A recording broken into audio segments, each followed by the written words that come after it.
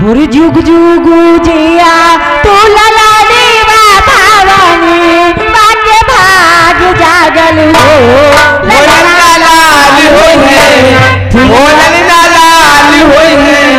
फुलवा के दीपक मंजरा में आसमान हो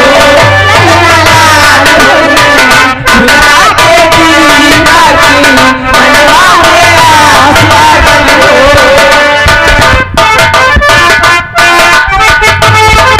हेलो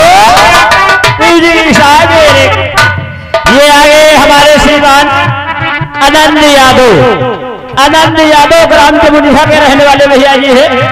इस सोहा पे खुश होकर 50 रुपए का न्यौछावर पार्टी की तरफ से धन्यवाद।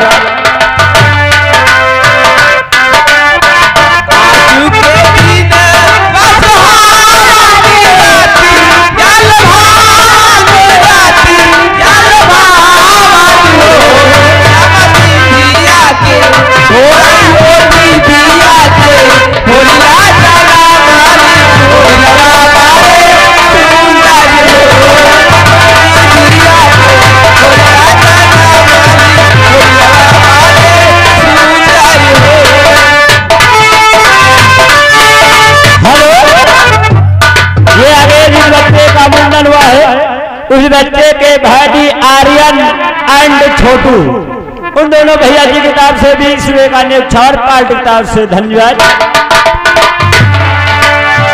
सासू सोहागन बड़ी भागी अरे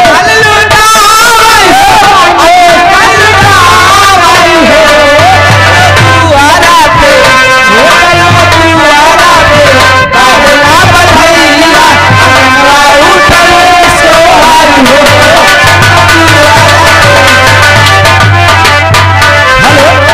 ये आगे हमारे श्रीमान आर्यन एंड आयुष इन दोनों भैया जी की तरफ से 20 रुपए का न्यौछावर गाने की फरमाइश। मैडम मोंगली रे हे माई मोंगली फरमाइश सुनाइए। और मोंगली हे माई मोंगली मोंगली